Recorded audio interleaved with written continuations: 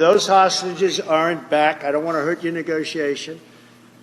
If they're not back by the time I get into office, all hell will break out in the Middle East. And it will not be good for Hamas, and it will not be good, frankly, for anyone. All hell will break out. I don't have to say anymore, but that's what it is. Just hours ago, the first American hostage held by the Hamas terror group was released under the terms of the current ceasefire deal with Israel.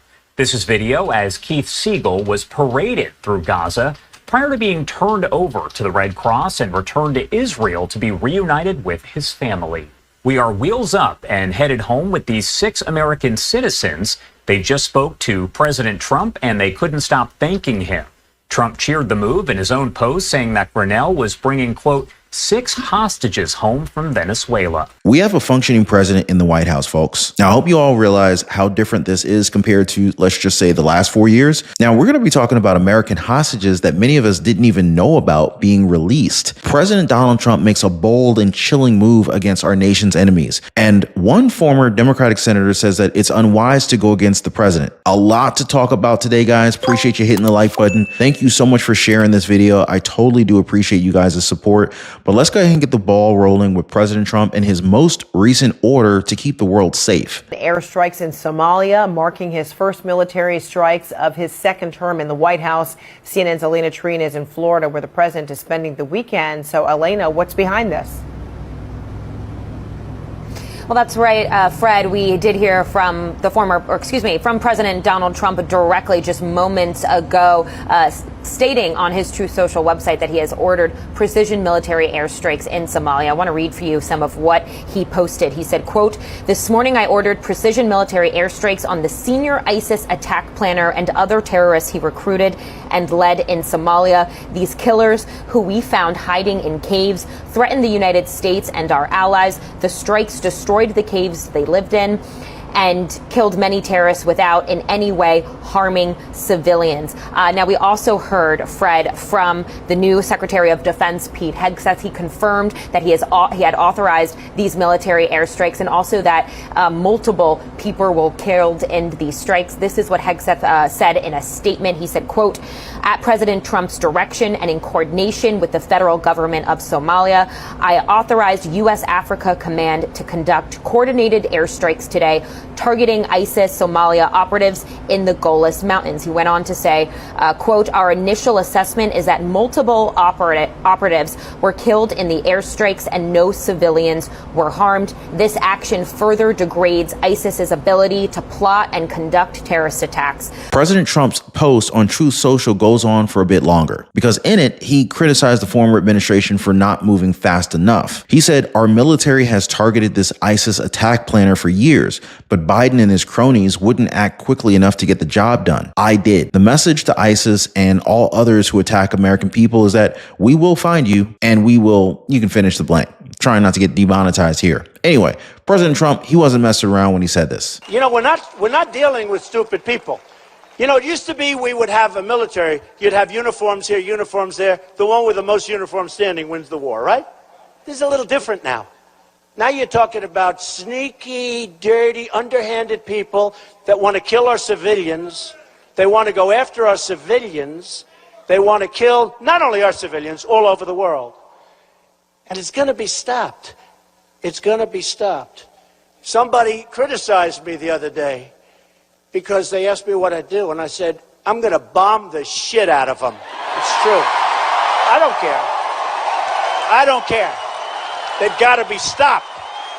He means business because he's released the footage of this recent bombing. Now, I probably cannot show you this clip, but it's literally on his Truth Social account. The president also cannot stop winning as he just freed American hostages who were trapped in Venezuela. Not only that, guys, but the country is said to have agreed to cooperate with his border security plans. In another post on Truth Social, President Trump, he said this: it is so good to have the Venezuela hostages back home, and very important to note that Venezuela has agreed to receive back into their country all Venezuela illegal aliens who were encamped in the United States, including gang members of Tren de Aragua. Venezuela has further agreed to supply the transportation back. We are in the process of removing record numbers of illegal aliens from all countries, and all countries have agreed to accept their illegal aliens back. Furthermore, record numbers of criminals are being removed from our country, and the border numbers are the strongest that they've ever been since the first term of the Trump administration.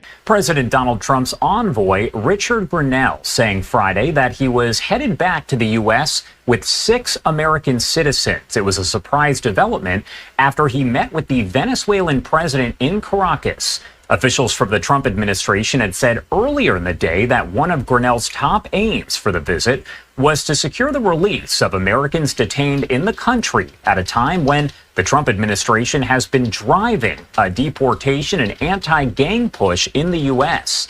Grenell did not name the 6 men shown with him aboard the plane in that photo that you see there that he posted online.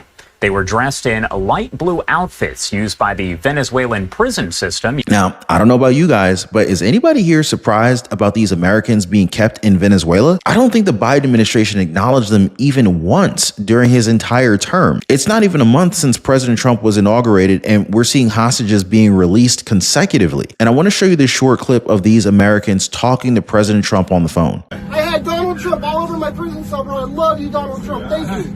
Thank you. Greg Werber here. I thank you. I can't believe we're here. This is incredible. I'm walking on a cloud. We love you, Trump.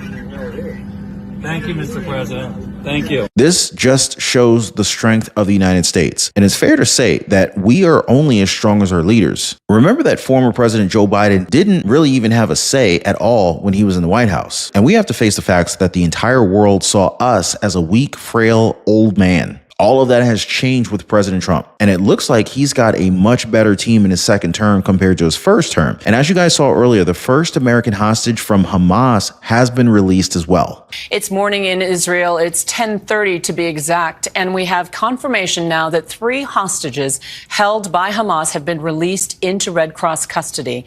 They were driven away in white vehicles with Red Cross markings, first from Khan Yunis, then Gaza City, including 1 American hostage. Keith Siegel, as you see right there, 65-year-old American Israeli, held hostage for more than 15 months. You see him flanked there by Hamas fighters who are armed and masked. Those among the newly released just moments ago in Gaza City is what you're looking at. Siegel entering a car and driving away with the Red Cross. Siegel is one of 3 male hostages who were freed this morning in Israel. The other 2 are Ofer Calderon, a 54-year-old French-Israeli dual citizen, and Yarden Bibas, the 35-year-old father of the youngest hostage. The 3 men, though, were released today as part of the Israel-Gaza ceasefire deal. In exchange, Israel is expected to free more than 100 Palestinian prisoners and allow for additional humanitarian aid. Siegel, as you may know, was raised in North Carolina, and his wife Aviva were both kidnapped from their home in Kfar Aza. You're looking at pictures earlier from Khan Yunis, and this is a picture from earlier this morning of the release of the 2 other men.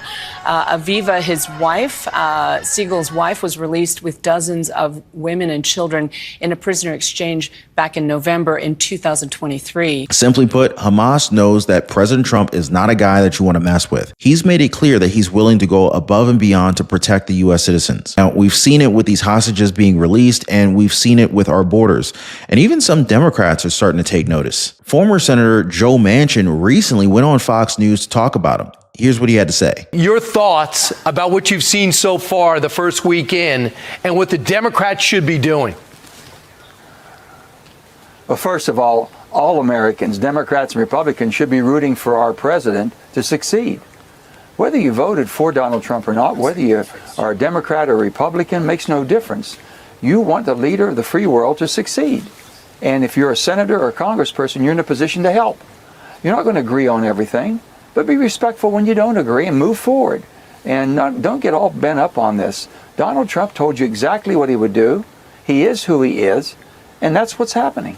This is the common sense that the Democrats lack, because going against the president means that you're not in favor of what the majority of this country voted for. Many people feel if President Trump is the president that we need at this particular pivotal time. And it's not surprising that he's proving his worth within just a few days of being in office. But of course, not everybody's convinced, because there are those who have severe Trump derangement syndrome, one of which is CNN's Caitlin Collins. Now, Collins was in the White House recently where she again made a fool of herself. I covered this in a previous live stream that you absolutely need to check out after this one. As always, thank you for hitting the like button. Thank you for sharing this video, and we'll see you guys next time.